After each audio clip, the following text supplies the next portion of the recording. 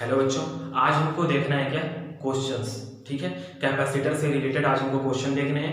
ठीक, तो क्वेश्चन लगाते समय, ऐसे क्वेश्चंस को लगाते समय, कैपेसिटर के क्वेश्चन को लगाते समय आपको एक चीज ध्यान रखनी है कि पैरेलल और सीरीज में क्या चीजें डिवाइड होती हैं और क्या चीजें डिवाइड नहीं होती हैं। ठीक है, तो आपको पता होना चाहिए कि जैसा कि मैं बता चुका हूं आपको कि सीरीज में वोल्टेज क्या होता है, डिवाइड होता है। ठीक, और पैरेलल में क्या डिवाइड होता है, चार्जेस। ठीक, मतलब पैरेलल कॉम्बिनेशन में चार्ज डिवाइड होते हैं। ठीक है, चार्ज डिवाइड हो जाते हैं Q1 Q2 जितने भी कैपेसिटर होंगे उसके हिसाब से Q1 Q2 Q3 इस टाइप से। ठीक, आप डेरिवेशन में देखोगे आपको समझ में आ जाएंगी चीजें। ठीक है, और सीरीज कॉम्बिनेशन में क्या होता है, सीरीज कॉम्बिनेशन में वोल्टेज डिवाइड होता है। ठीक, तो उसी कॉन्सेप्ट को लेकर के हमने कुछ टाइप के क्वेश्चंस, ठीक, आपके सामने कुछ टाइप का क्वेश्चन में लगाऊंगा। ठीक, जिससे आपको चीजें समझ में आए। ठीक, पहले टाइप का क्वेश्चन ऐसा होता है। ठीक है, देखिए कैसा लग रहा है, ये देखने में बहुत ही उल्टा सा, आप समझ नहीं पा रहे हो कि कौन सा पैरेलल में है कौन सा सीरीज में है। तो ऐसे टाइम पे क्या करते हैं, ऐसे टाइम पे क्या करते हैं, हम पॉइंट का वोल्टेज खुद से मानते हैं। ठीक है, जैसे अभी के टाइम पे हम क्या मानेंगे, ए वाले का वोल्टेज अगर बी मान लें, ठीक है, और दूसरे वाले साइड का जीरो मान लेंगे खुद से। ठीक है, खुद से क्या मानेंगे कि ए वाले पॉइंट का वोल्टेज कितना है, V, और बी वाले का क्या है, जीरो। अब अगर सीरीज कॉम्बिनेशन में कोई भी आया उसके साथ, ठीक, तो उसके साथ तो वोल्टेज डिवाइड हो जाएगा। मतलब कि अगर इसके बाद तुरंत कैपेसिटर आया तो इसके बाद कुछ और वोल्टेज इधर होगा।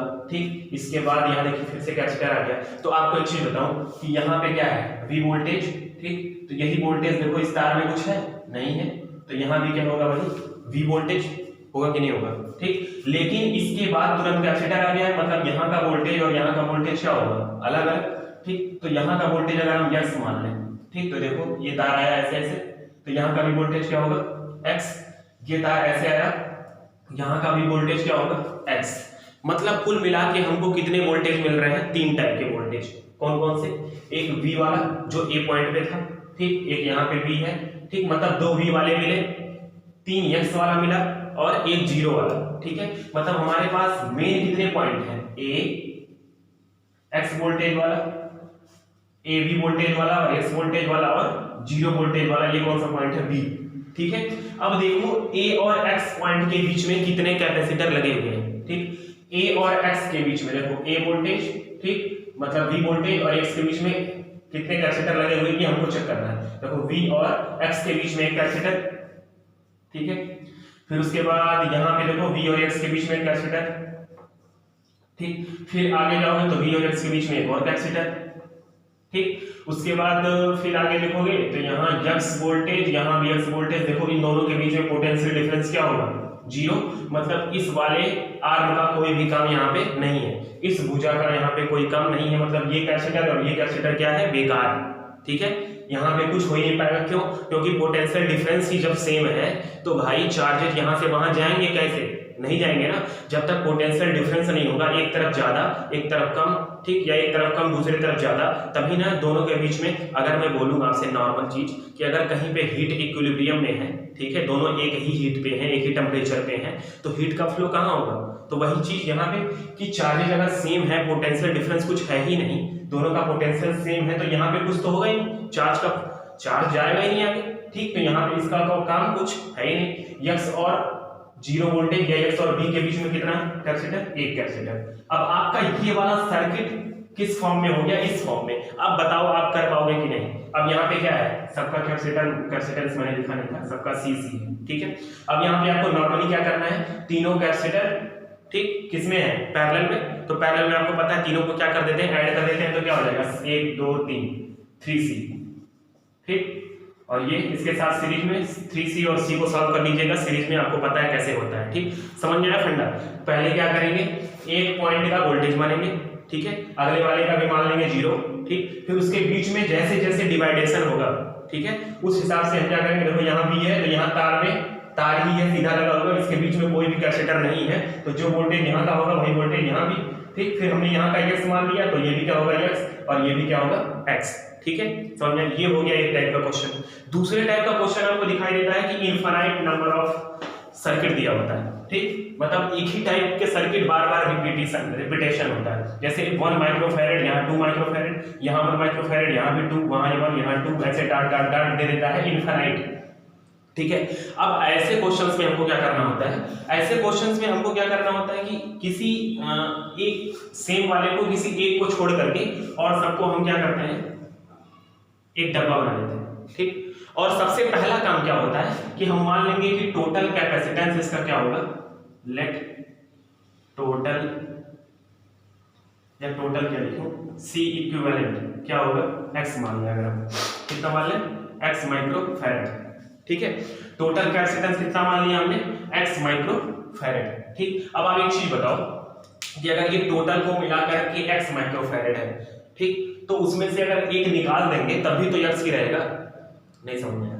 अगर मान लो मैंने आपको 1 लाख करोड़ रुपया दिया, ठीक है, कितना दिया, 1 लाख करोड़, ठीक, खूब ज्यादा पैसा, ठीक है, ठीक। अगर मतलब दूसरे एग्जांपल से समझाऊं, अगर मान लो मैं बोलूं कि मैं नेहा को, नहीं सॉरी नेहा को नहीं, ठीक है, मैं दुबे को, ठीक है, मैंने दुबे को, हाँ मिठाई, ठीक, मैं दुबे को 1 करोड़ मिठाई दिया, ठीक। अब मैं बोलूं कि दुबे 1 मिठाई मुझको दे दो, 1 मिठाई मुझको दे दो, ठीक है, तो कुछ फर्क पड़ेगा, ज्यादा नहीं फर्क पड़ेगा ना। मतलब अगर इनफाइनाइट में से, अगर मैं बोलूं भाई नॉर्मल बात कि इनफाइनाइट में से 1 माइनस करोगे तो कितना आएगा, तभी तो इनफाइनाइट ही आएगा, इनफाइनाइट में 1 ऐड कर दोगे तो कितना आएगा, इनफाइनाइट ही तो मानोगे भाई, नियर अबाउट, ठीक है।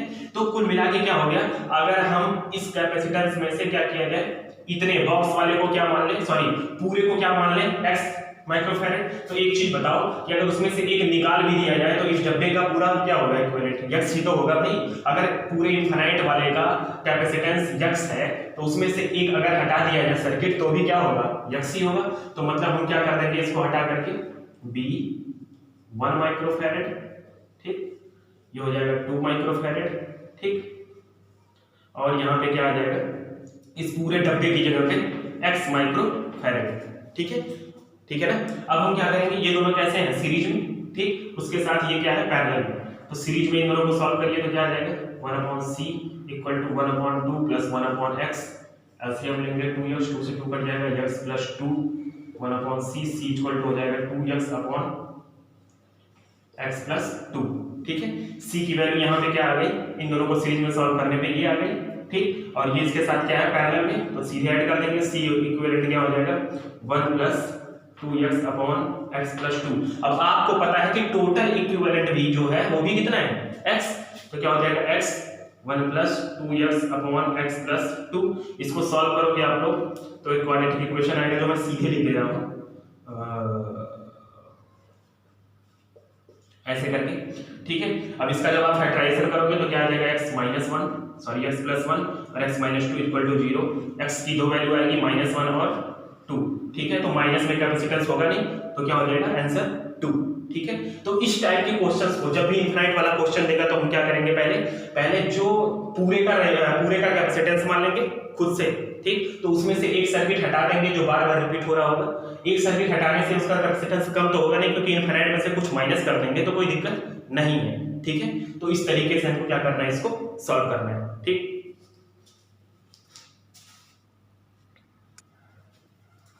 ठीक है, अब हम देखते हैं आगे का, ठीक। आगे का ये 2 टाइप का क्वेश्चन और है, 2 टाइप का क्या, एक ही है, उसी में सारे पार्ट हैं इसके, ठीक है।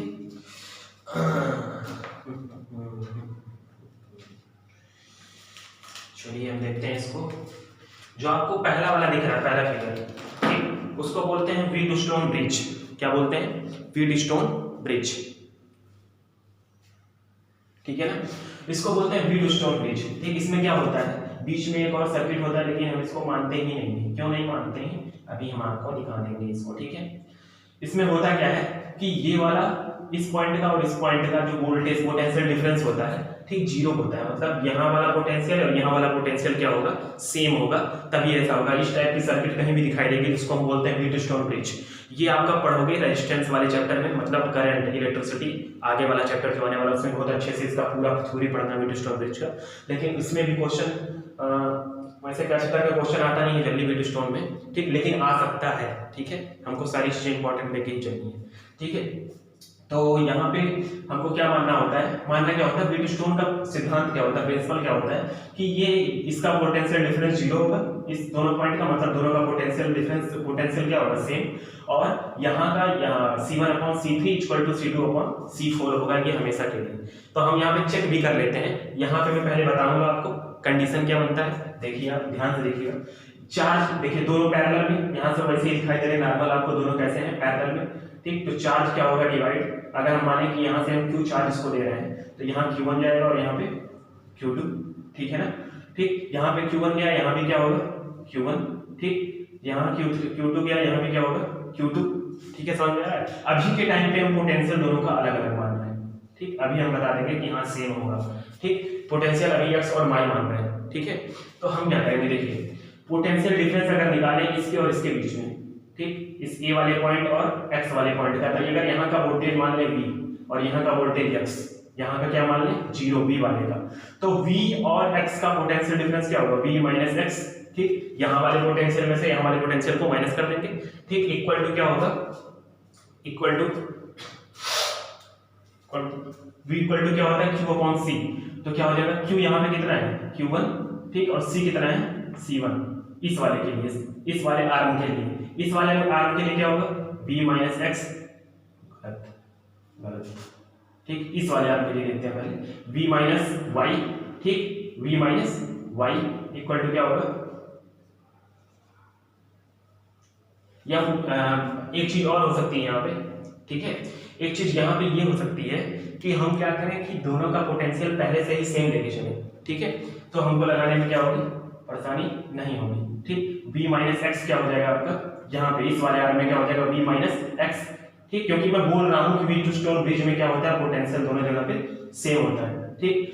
तो कंडीशन क्या बनती है वो मैं बताऊंगा आपको कैपेसिटेंस के बीच में, ठीक। v - x इक्वल टू क्या होगा, Q2 यहाँ पे है चार्ज, और ये कितना है, C3, इन दोनों को अगर मिलाओगे आप तो LHS क्या है दोनों का, इक्वल, तो इन दोनों को मिलाने पे क्या हो जाएगा, RHS भी equal, Q1/C1 equal to Q2/C3, या इन दोनों को क्रॉस मल्टीप्लाई करेंगे तो हो जाएगा Q1/Q2 इक्वल टू C1/C3, ठीक है। ये हो गया पहला कंडीशन, किस वाले आर्म से, इधर वाले। अब इधर का देखेंगे तो क्या हो जाएगा, x - 0, क्यों, यहाँ का पोटेंशियल x, यहाँ का 0, x - 0 इक्वल टू क्या हो जाएगा, यहाँ पे चार्ज Q1 और कैपेसिटेंस C2, ठीक।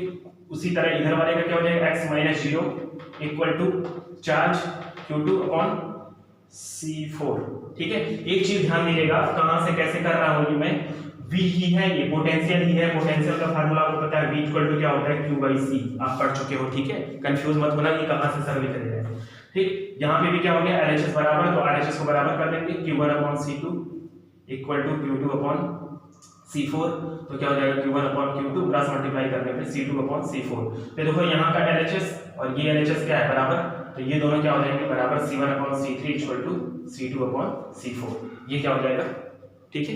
ये क्या होता है, कंडीशन होता है व्हीटस्टोन का, कि व्हीटस्टोन में जब भी व्हीटस्टोन टाइप का ऐसा फिगर दिया हुआ है, पोटेंशियल यहाँ का सेम है, तो C1/C3 इक्वल टू C2/C4, ठीक है, ये कंडीशन होता है व्हीटस्टोन का। तो चलो ये तो अलग की बात है। अगर यहाँ का पोटेंशियल सेम हो गया तो आप एक चीज बताना कि C1 और C2 किस में है, सीरीज में है, सॉल्व कर लोगे। C3 और C4 भी क्या है, सीरीज में, ये भी सॉल्व कर लोगे। फिर दोनों किस में है, पैरेलल में, वो भी आप सॉल्व कर लोगे।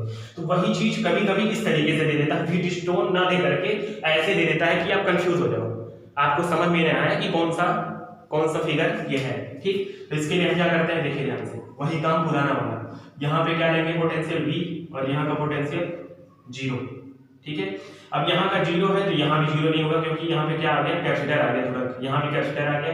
तो यहाँ पे 2 पॉइंट है, यहाँ पे हमको x मानना पड़ेगा, ठीक। यहाँ x मान रहे हैं तो यहाँ का तो कुछ नहीं, यहाँ भी आ गया कैपेसिटर तुरंत, तो यहाँ का क्या लेना पड़ेगा, y।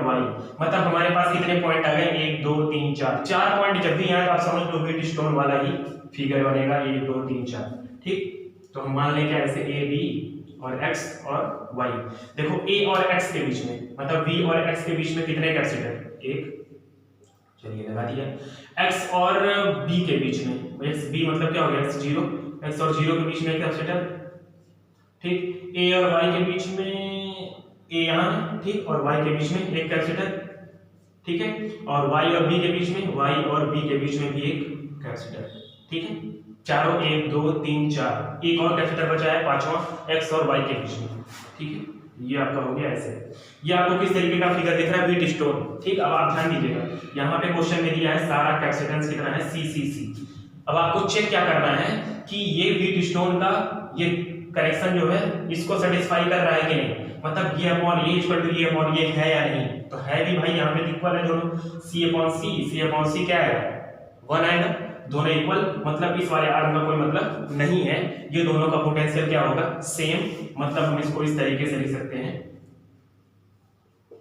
ये दोनों सीरीज में एक साथ और ये दोनों भी एक साथ सीरीज में, कौन कौन, ये वाला दोनों और ये वाला दोनों भी नीचे वाला सीरीज में सॉल्व कर लेंगे। क्यों, क्योंकि x और y दोनों क्या है सेम ही है, कोई डिफरेंस नहीं है पोटेंशियल का, तो बीच वाला आर की कहानी खत्म, ठीक है। इसको आप सॉल्व कर लोगे, हमको करने की जरूरत नहीं है, अगर नहीं आता तो बताइएगा, मैं फिर से बता दूंगा, ठीक। इसी तरीके से आप इसको हटाइए, इधर आइए, ये थोड़ा सा और ब्रांडेड आ गया, ब्रांडेड मतलब और थोड़ा सा टेढ़ा मेढ़ा उल्टा सीधा, ठीक। तो फिर हम क्या करेंगे वही काम, इधर वाले का पोटेंशियल क्या मानेंगे 0।